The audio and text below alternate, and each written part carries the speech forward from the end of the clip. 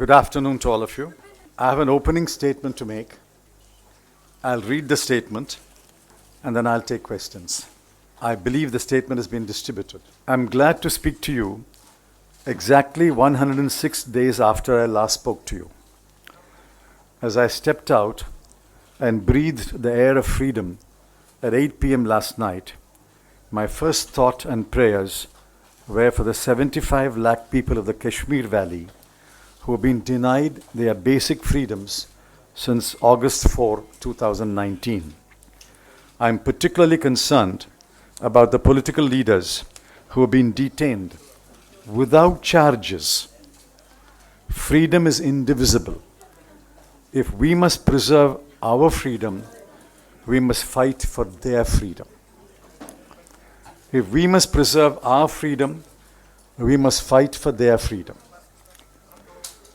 I'm grateful for the clear and comprehensive order yesterday of the Supreme Court. The order will clear the many layers of dust that have unfortunately settled on our understanding of criminal law and the manner in which criminal law has been administered by our courts.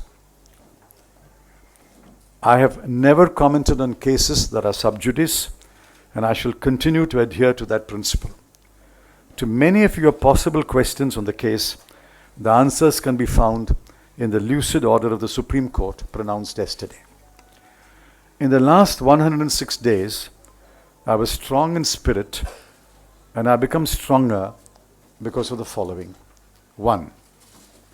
My record as minister and my conscience are absolutely clear.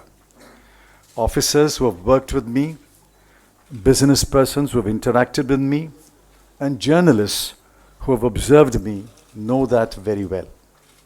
2. My family trusts in God. 3. We have total confidence that the courts will ultimately render justice. Let us leave the matter at that. Let me repeat that. The government is wrong. It is wrong because it's clueless. It is unable to look for the obvious clues because it is stubborn and mulish in defending its catastrophic mistakes like demonetization, flawed GST, tax terrorism, regulatory overkill, protectionism, and centralized control of decision making in the Prime Minister's office. Please reflect on each one of the charges that I've made. In the days to come, I shall speak, give interviews, and write elaborately on each one of them. Nothing sums up the state of the economy better than the following series of numbers. 8, 7, 6.6, 5.8, 5, and 4.5. Those are the quarterly growth rates of GDP in the last 6 quarters. According to the BJP government, these signify Ache Din. 8 to 7 to 6.6 to 5.8 to 5 and 4.5 is Ache Din. The third and fourth quarters of 2019-20 are not likely to be any better. We will be lucky to end the year if growth touches 5%. And please remember Dr. Arvind Subramanian's caution that 5% under this government, because of suspect methodology, is not really 5%, but less by about 1.5%. The Prime Minister has been unusually silent on the economy. He has left it to his ministers to indulge in bluff and bluster. The net result, as the economists put it, is that the government has turned out to be an incompetent manager of the economy. Those are the words of the economists. Incompetent managers. The investors of the world and the bankers, the rating agencies, and the boards of directors of companies read The Economist, the Wall Street Journal, and Time. They also pay close attention to numbers.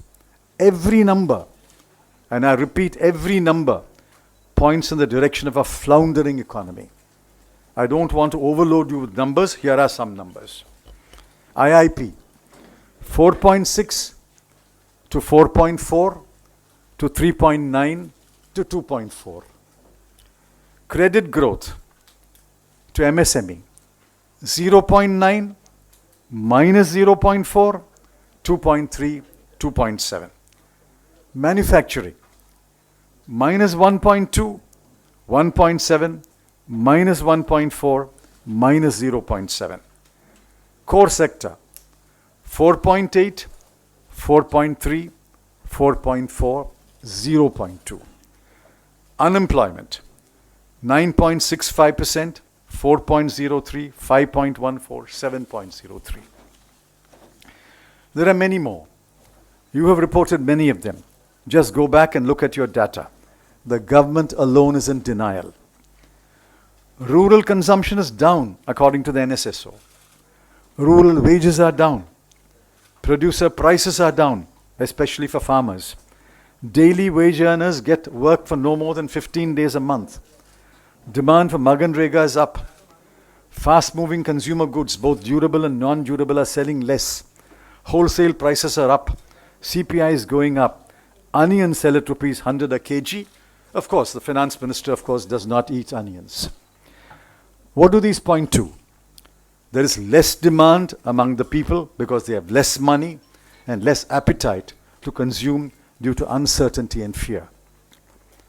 Today, for the first time, the Reserve Bank of India, in a matter of 7 months, has reduced its forecast from the original 7.4 that was made in February 2019, reduced to 7.2 in April 2019, reduced to 6.1, I think a month ago, and today reduced to 5. I cannot recall an instance to understand the difference between cyclical and structural. The UPA lifted 140 million people out of poverty between 2004 and 2014. The NDA has, since demonetization in 2016, pushed millions of people below the poverty line. The economy can be brought out of the slowdown, but this government is incapable of doing that. The economy can be brought out of the slowdown, but this government is incapable of doing that. We think that the Congress has the ideas, but nobody will listen to us. I believe that the Congress and some other parties are better equipped to pull the economy out of the slowdown and push economic growth. But I'm afraid, my friends, we have to wait for better times. Yes, questions? Yes, who's moderating? Please, he will moderate. Yes, Supriya.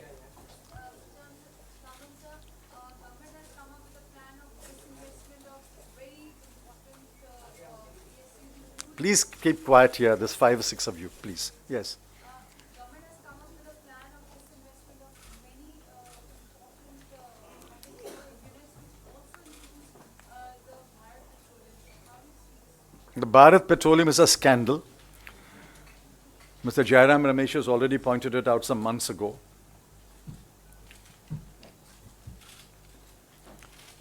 This asking one PSU to buy another PSU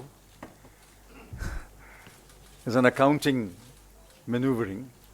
Government's coffers are filled. That doesn't make any difference to the organization or the company or the economy. Let us see who buys BPCL. That will give you the clue about where the scandal lies. Anand. Why do you think the Prime Minister is silent on the state of the economy? What? Why do you think the Prime Minister is silent on the state of the economy? This question should be put to the Prime Minister, but you will not get an answer there either. If the Prime Minister will not answer your question, how can I answer your question? Mr. Chidambaram, to what extent is the global slowdown responsible for the domestic slowdown? global slowdown is responsible to the extent that it affects our exports. But exports are only one of the 4 drivers of the economy. The other 3 are entirely the responsibility of the Indian government. Sanjeev ji. Mr. Draw your attention towards the onion crisis. You've been sarcastic about the finance minister's I was not sarcastic. I was quoting her. on her reply on the email. But prices have been around 100 for the last more than 1 month. Do you think it's a mismanagement on the part of the government? Of course. Of course. They should have planned in advance. What's the point of importing now? When will they arrive? But if the finance minister says, I don't eat onions, that shows the mindset of this government. Siddharth. You onion eating people. I don't eat onions. Siddharth. Don't you think the government is not ready to accept that there is a economic slowdown in our country? If we go to the statement of finance minister and other ministers that people are seeing film which doesn't reflect that the economy has slowed down. So how do you think this? What's your take on I've said it. I don't think they understand even the difference between cyclical and structural. First, they must have people in the government who understand the difference between cyclical and structural. They had a few people, they banished them. Dr. Raghuram Raban was banished, Rajan. Dr. Arvind Subramaniam was banished. Dr. Arvind Panagriya was banished. Dr. Urjit Patel was banished. People who understood these things were banished by this government. So there is Samia. BJP MP in the Lok Sabha who recently made a statement saying that GDP only gave in to being 1934 and is going to soon turn redundant. It is no holy grail to go by. What do you make of the statement? I've already answered it. GDP is irrelevant. Protectionism is good. Personal income tax must be cut. Customs duty must be increased. This is the way to make India strong. This is BJP's ideas of reforms. If these are the BJP's ideas of reforms, God save this country. Aditi. Please. You have to go by the moderator, please. Yesterday, the Union Cabinet passed the Citizenship Amendment Bill, and the bill is expected in Parliament next week. What is the Congress Party's stand on it? I was told, you can verify this from the party leaders, I was told that the Congress Party will oppose the bill. Asim. Please listen to the moderator.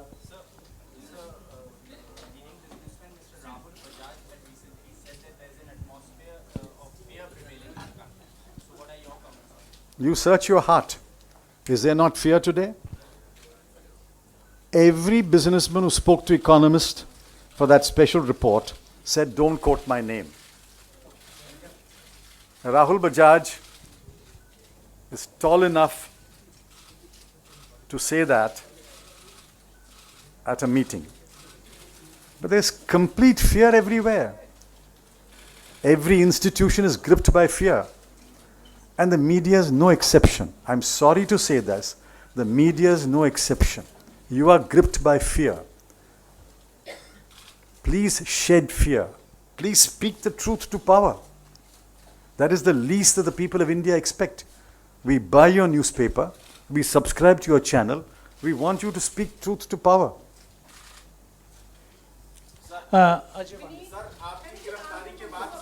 Please go by the moderator, please. Sir आपकी गिरफ्तारी के बाद से Congress party लगातार ये कह ही रही है कि ये बदले की राजनीति के तहत आपको What's he saying? भेजा गया। सर आपका क्या रिएक्शन है? What's he saying?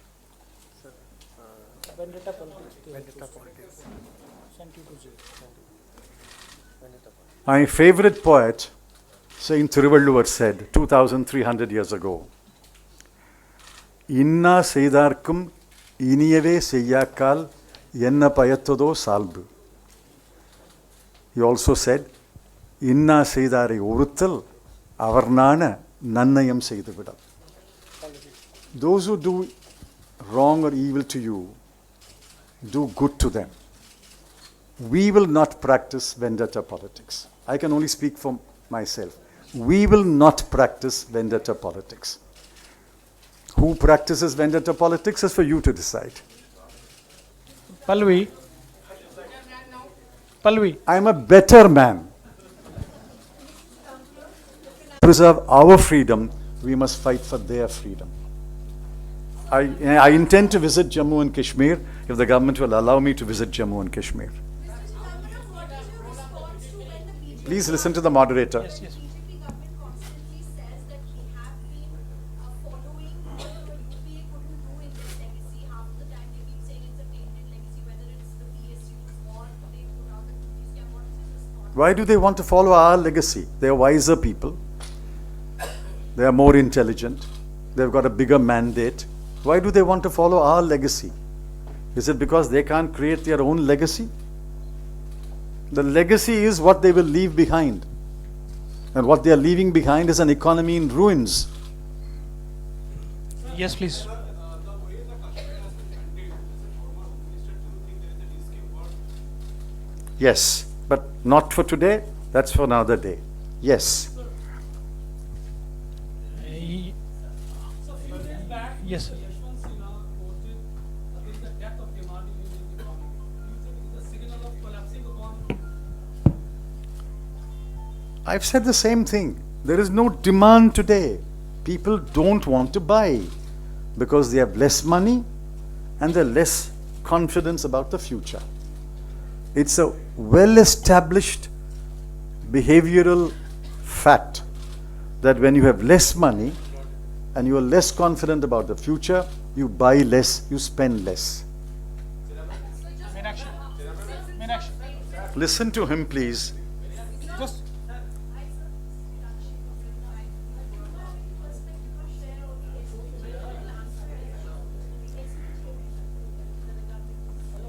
If the government believes that the Gandhis don't require SPG protection, that's a cross that the government has to bear. Let me make that very clear. If the government believes that the Gandhis do not require or deserve SPG protection, that is a cross the government has to bear. But the Gandhis have been extremely graceful and said, fine, if that's your decision, so be it. Anurag. Sir MOS finance ने कल ये कहा कि जिस जिस sector में जो कदम जरूरी थे वो हमने उठा लिए हैं और 2025 का जो 5 ट्रिलियन इकोनॉमी का दावा है वो हम अभी भी कर रहे हैं, उसको हम हासिल करेंगे. There is a definitional problem. Is it 5 trillion in nominal terms or is it 5 trillion in the exchange rate terms? So leave that definitional problem out. Yes, Supreme. Day before yesterday, Dr. C. Rangarajan, former governor, Reserve Bank, former chairman, Economic Advisory Council, has said it will take us 8 years at the current rate of growth to achieve 5 trillion. So let the MOS Finance, please invite Dr. Rangarajan, please give them your channel or paper, let them debate it. Let the MOS Finance debate Dr. Rangarajan. Supreme. Government, sir, apart from being the home finance, you have been also the home minister. Looking across the country, there are two breaks due to the atrocities against women have increased like anything. Even the sitting union ministers are saying that they are feeling scared as mothers for their daughters. What to make of the situation of the law and order today? Unprecedented situation has happened in Hyderabad. At the same time also Oh, no. now Oh, no.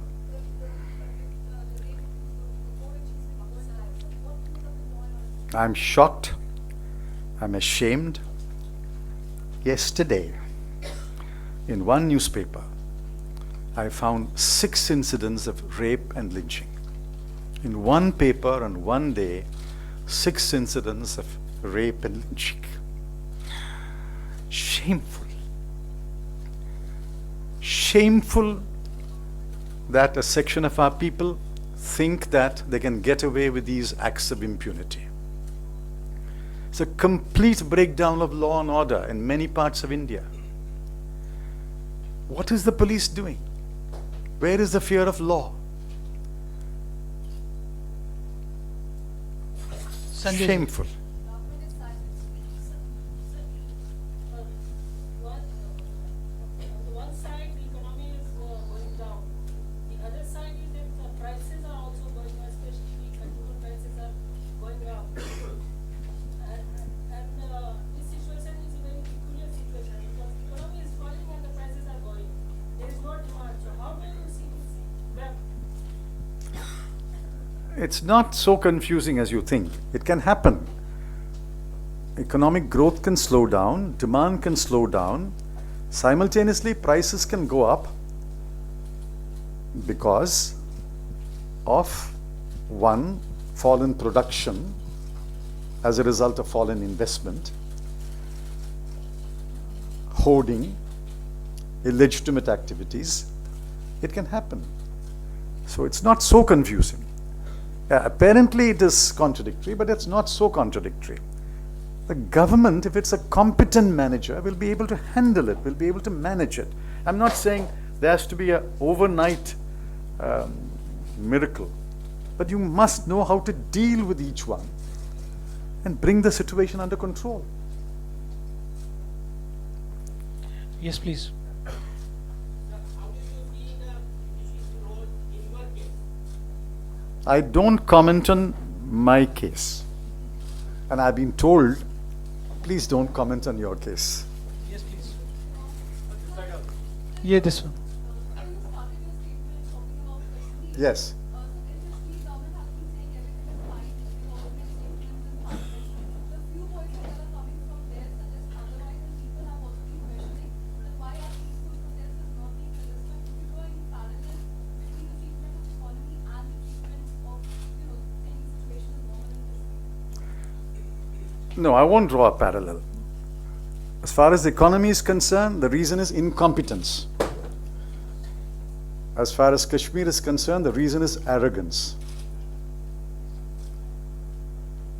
In Kashmir, it is a ill thought out, ill founded, ill intentioned design and policy to suppress the basic freedoms of the people. In the economy, it's simply ignorance, incompetence. We have to wind up now. Last couple of questions. No, sir, you have said that unless the demand increases, there will be no increase in production or investment. And at a time like so, when the RBI has put the rates on hold today, so how do you see the whole particularly banking crisis unfolding and its impact on the I can't comment on what the RBI said about monetary policy because I've not read the policy. I only know the conclusion. So you'll have to give me time to read that. Last question. strategic sale investment and soft corporate houses will help economy? This is a desperate move. The government is going to face a huge fiscal deficit. It will be so huge that all of us will be astounded.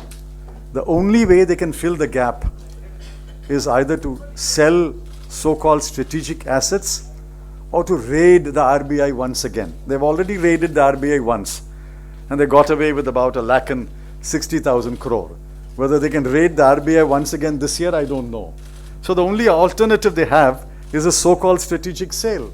It's a fire sale. It is a distress sale. It is a desperate sale. Yes. आपके bell के argument में ये लगातार चर्चा होती रही थी कि आपका वेट 5 केजी कम हो गया और आपको परेशान किया गया, चेयर वगैरह हटा दिया गया बाहर से। और क्या देश की आर्थिक मंदी का असर जेल पे भी पड़ा है क्या? What's that? What's the question? Last question. Last part.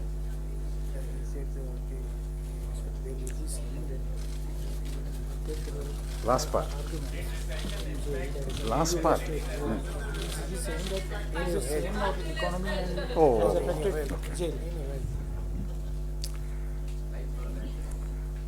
See, I was always strong in spirit.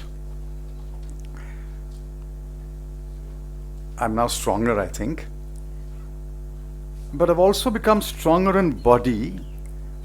Let me give you a hint. Sleeping on a wooden board without a pillow strengthens your neck and spine and back. My spine is stronger, my neck is stronger, my head is stronger. Last question.